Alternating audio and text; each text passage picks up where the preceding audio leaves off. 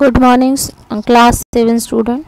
Today we'll discuss anomalous behavior of water. Normally, the solid form of a substance is heavier than its liquid form, but this is not correct for water. You would have seen that in summer, ice cubes put in a glass of sharbat floats on its surface. Thus, we can say that density of ice is less than that of water.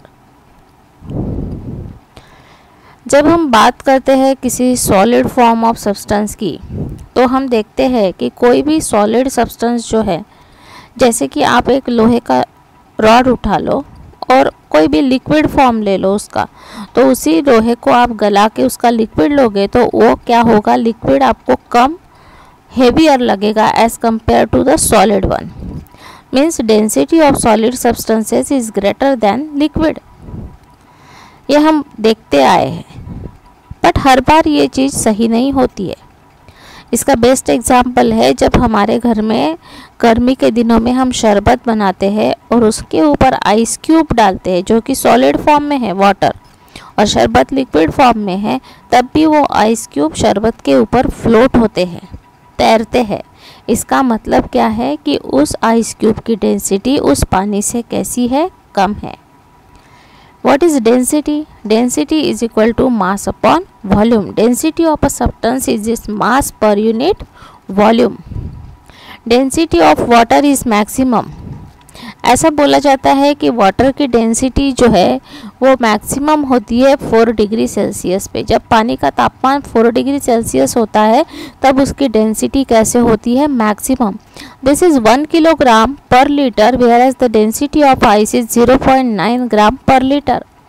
अब पानी का density 1 kilogram per litre है और ice का density कितना है, 0.9 kilogram per litre. This is why when ice is added to water, about 1/9 part of the ice is above the water surface and 8/9 part is below the water surface. इसलिए जब हम उस शरबत में ice को add करते हैं तो उसका 1/9 मतलब 1/9 पार्ट जो है, इतना हिस्सा पानी के ऊपर रहता है, और 8/9 पार्ट मतलब ज़्यादा पार्ट जो है पानी में डूबा हुआ रहता है और कम हिस्सा उसका पानी के ऊपर रहता है. This is the reason why in colder region one cannot make out the exact size of the rock of ice floating on water immediately. इसलिए ही जहाँ पे बहुत ज़्यादा ठंड होती है, ऐसी जगह पे पानी के ऊपर जो बर्फ़ तैरता है उसकी साइज़ हम आसानी से निकाल नहीं पाते, क्योंकि वो आइस ब्लॉक ज़्यादा से ज़्यादा पानी के अंदर होता है और थोड़ा सा पार्ट उसका ऊपर आता है. Due to this the captain of the ship have to be cautious when passing by the sides of the ice rock. और इस समय जो जहाज पानी में जा रहे हैं उन लोगों के, वो जहाज के कैप्टन को बहुत ध्यान रखना पड़ता है कि ये जो आइस ब्लॉक है इसका एग्जैक्ट कितना पार्ट पानी के नीचे है और जहाज को कहाँ से ले जाना है. Thousands died when a ship named the Titanic sank in water after colliding with a floating rock of ice, which is called an iceberg.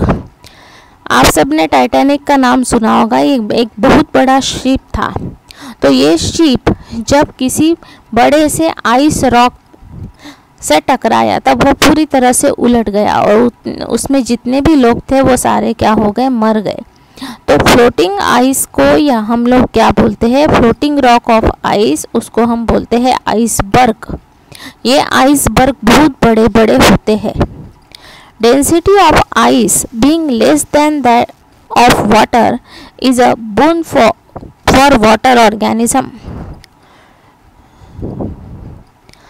क्या बोल रहे हैं ये, डेंसिटी ऑफ आइस, आइस की डेंसिटी पानी से कम होना या कम रहना, ये एक एक्वेटिक ऑर्गेनिज्म के लिए वरदान है. बूंद का मतलब होता है वरदान, संजीवनी. तो ये बूंद क्यों है, क्योंकि जब भी पानी फ्रीज होता है 0 डिग्री सेल्सियस पे, तो वो पानी का ऊपर का सतह जो है वो आइस में कन्वर्ट हो जाता है, बट नीचे पानी वैसा ही रहता है. ये आइसबर्ग क्या करते हैं, नीचे एयर को जाने नहीं देते, जिसकी वजह से वहाँ का टेम्परेचर कम रहता है और आइस ऊपर में फ्लोट होते रहता है और नीचे पानी रहता है, और पानी रहने की वजह से पानी में तैरने वाली मछलियाँ या मछलियों जैसे और कोई प्राणी आसानी से जिंदा रह सकते हैं। इसलिए इसको बोला गया है कि density of ice less than water is boon for water organism. इसलिए हमारे लिए संजीवनी होगी, नहीं तो पानी वाले सारे जो ऑर्गेनिजम्स है वो क्या हो जाते थे, मर जाते थे। In extreme cold climate when the atmospheric temperature is less than 0 degree Celsius, the water on the surface of the sea and on the pond start freezing. Being less dense than water, ice floats on the water surface. As ice is a bad conductor of heat, the heat trapped inside cannot get out and the temperature of water is maintained comparatively higher. This is how plants and animals living in water survive in winters. होता क्या है, जब पानी तापमान बोलते हैं atmospheric temperature 0 degree Celsius हो जाता है, तब वहाँ के पॉन्ड्स, रिवर्स, सी, ये सब में क्या होता है, बर्फ़ जमना चालू हो जाता है। तो पानी के ऊपर की सतह जो है वो बर्फ़ में कन्वर्ट हो जाती है, और वहाँ पे बर्फ़ की और एक प्रॉपर्टी है कि वो हीट को ट्रैप करके रखता है, नीचे नहीं जाने देता।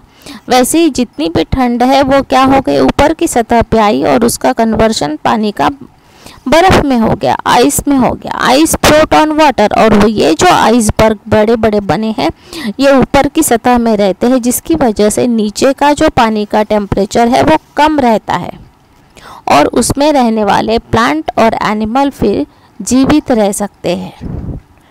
क्योंकि क्या हो जाएगा, बर्फ़ जमने से नीचे हीट जो है पूरी ट्रैप हो जाएगी, और जिसकी वजह से बर्फ़ के नीचे वाले पानी का टेम्परेचर कंपैरेटिवली कैसे रहेगा, हाई रहेगा एटमॉस्फेरिक टेम्परेचर से। मतलब 0 से वो क्या रहेगा, थोड़ा ज़्यादा रहेगा, जिसकी वजह से वहाँ बर्फ़ जमना स्टार्ट नहीं होगा और अंदर के प्लांट और एनिमल जिंदा रहेंगे। We have seen that on freezing the density of water decreases and its volume increases. If a fully filled bottle of water is kept in the freezer of a refrigerator, freeze the bottle would break when the water freezes due to an increase in volume.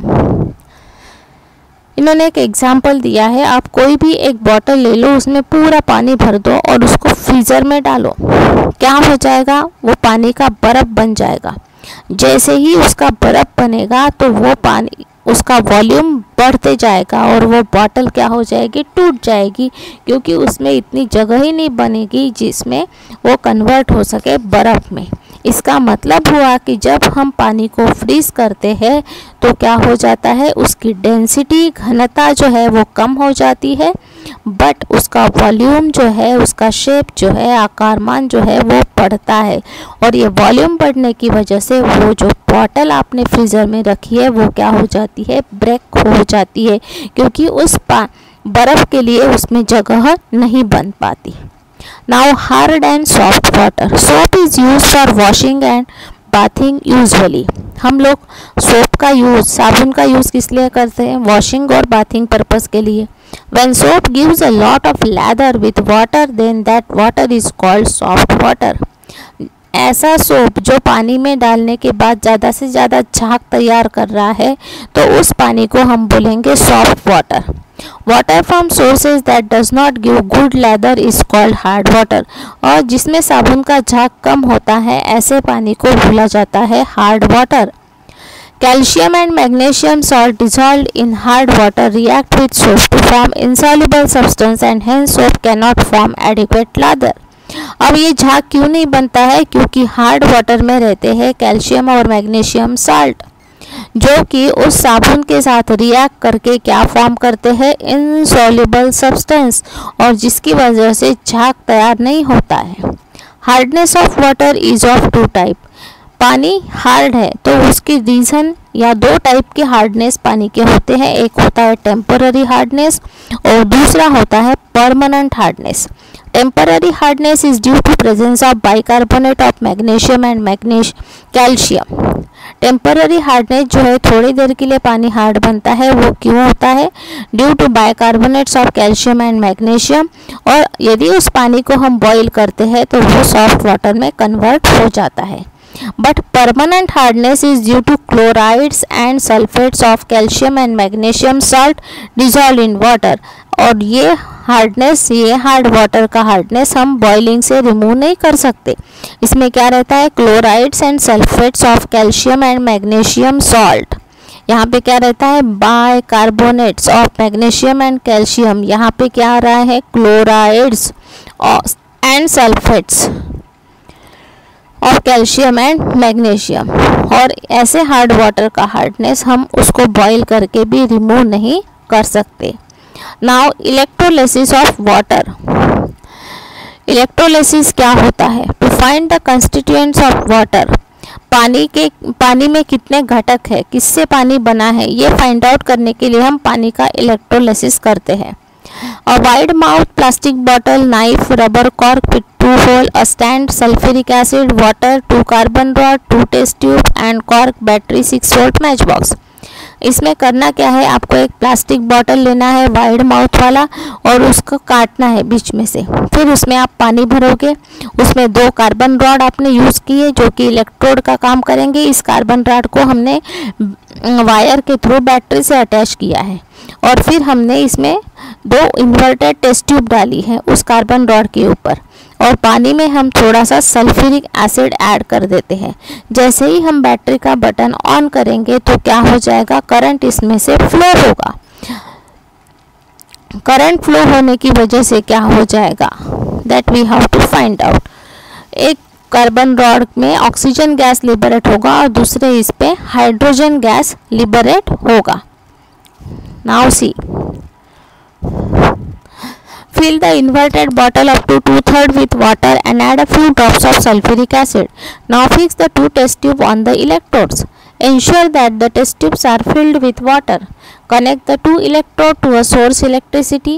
After some time, bubbles of gas started rising from electrode and collect in the test tube. Is the same amount of gas collected in both the test tube? The amount of gas collected in one test tube would be almost double of that to the other test tube. When faster filling test tube is completely filled with gas, remove it from the electrode by putting your thumb over the mouth of the test tube and close the mouth of the test tube with a cork. To the test tube gas, take a burning matchstick near the mouth of the test tube. The gas burns with a blue flame and a pop sound is produced. This shows the presence of hydrogen gas. When the other test tube gets filled, remove the test tube from the electrode in the same way. Take smoldering matchstick near the mouth of the test tube. The matchstick starts burning. This happens because of oxygen gas. By this we can say that water is formed by the reaction between hydrogen and oxygen, and the volume of hydrogen is double than that of the oxygen. इसमें क्या हुआ? आपने 2 test tube लिए हैं inverted, और जैसे ही आपने इस बैटरी को क्या कर दिया? ऑन कर दिया, तो इसमें से करंट फ्लो होना स्टार्ट हो गया। करंट फ्लो होने की वजह से क्या हो गया? दोनों इलेक्ट्रोड में से वेपर आने लगी। तो एक टेस्ट ट्यूब में क्या हो गया? एग्जैक्टली पहले वाले से डबल गैस फॉर्म हो गई। इस गैस को जब हमने थंब के सहारे से उल्टा है तो उसको सीधा किया और उसके पास जलती हुई माचिस की तीली लेके गए, तो वो क्या हो गया? एक पॉप साउंड आया और वो माचिस की तीली बुझ गई। इसका मतलब वो गैस था हाइड्रोजन। और दूसरे इसमें हमने जब माचिस की तीली लेके गए उसके पास, तो उस गैस के पास, तो वो और अच्छे से जलने लगी, मतलब वो था ऑक्सीजन। बट हमें पता चला कि एक गैस कैसा था? एग्जैक्टली पहले से डबल था, मतलब हाइड्रोजन का परसेंटेज कितना है? ऑक्सीजन से डबल। तो वाटर किससे बना हुआ है? हाइड्रोजन और ऑक्सीजन से। उसका मॉलिक्यूलर फॉर्मूला आपको पता है, इट इज H2O। तो इलेक्ट्रोलिसिस ऑफ वाटर का क्वेश्चन यदि लिखने के लिए आता है तो आप मटेरियल रिक्वायर्ड से स्टार्ट करोगे एंड डायग्राम भी आप इसमें ड्रॉ करोगे। मटेरियल रिक्वायर्ड से पूरा लिखोगे आप तो पूरा कंप्लीट। ऑक्सीजन गैस तक। Clear. Now water cycle. Water from ocean, क्या होता है water cycle? Water from ocean, pond, lake and other sources continuously evaporating. Plants and animals also produce some water vapor through various living processes. This water vapor keeps accumulating in the atmosphere. As water vapors are lighter, they rise upward. In the upper layer of the atmosphere, the temperature is lesser, and because of this, the water vapor condenses to small droplets of water and form clouds. When small droplets of water come together, then big droplet of water are formed and they start falling in the form of rain. This way, water reaches its various sources again and the water cycle is completed. अब ये water cycle क्या होता है? आप देखो यहाँ पे ocean दिख रहा है. ये ओशन से जब सूरज की रोशनी की वजह से पानी गर्म होता है तो वो किस में कन्वर्ट हो रहा है? वो वाटर वेपर में. ये वाटर वेपर जैसे ही ऊपर जाती है तो हमें पता है एटमॉस्फेयर में ऊपर जाने से टेम्परेचर क्या हो जाता है? कम रहता है. तो ये वाटर वेपर फिर कंडेंस हो जाती है, मतलब वो फिर से पानी में कन्वर्ट होती है. तो छोटी छोटी पानी की बूंदें तैयार होती है और वो जुड़ के एक क्या होता है? बड़ा सा क्लाउड फॉर्म होता है. और जब उसका डेंसिटी ज़्यादा हो जाता है तो वो प्रेसिपिटेशन के फॉर्म में फिर धरती पे आता है, मतलब उस समय बारिश स्टार्ट होती है. पहले बादल बनते हैं और बादल बनने के लिए क्या ज़रूरी है? सूरज की रोशनी, जिसकी वजह से ओशन का जो पानी है वो किस में कन्वर्ट हो गया? वेपर में. इस तरह से नेचर में वाटर साइकिल क्या होती है? फॉर्म होती है. वाटर साइकिल का डायग्राम आप अपनी साइंस की कॉपी में ड्रॉ करोगे. How do plant and animal living inside water in colder region survive even after the freezing of water? पानी फ्रीज हो जाता है तब भी वो लोग एक्वेटिक एनिमल्स और प्लांट कैसे सरवाइव होते हैं? इसका आंसर आप लिखोगे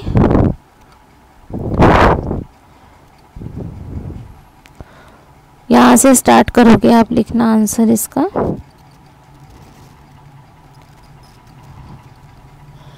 बीइंग लेस से स्टार्ट करोगे तो सरवाइव इन विंटर्स तक. Answer number 1. ये 1 का आंसर है. Clear. Now answer number 2 state the reason why ice floats on water. Again answer is given here. Density of ice is less than water.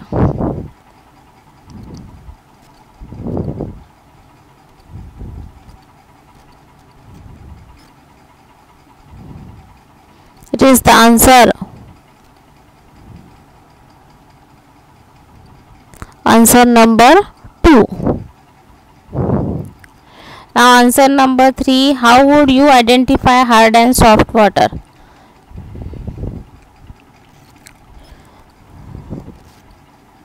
आप कैसे identify करोगे?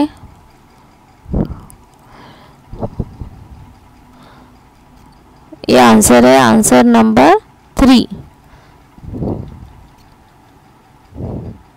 And last question, with the help of an experiment show that water is made up of 2 gases that I have already told you. Electrolysis of water. You also draw the diagram for this. यहाँ से start करोगे. Material required, this diagram, then up to this oxygen gas. Answer number 4. In this way you write down question answers of chapter 2 middle questions in your science copy. Thank you.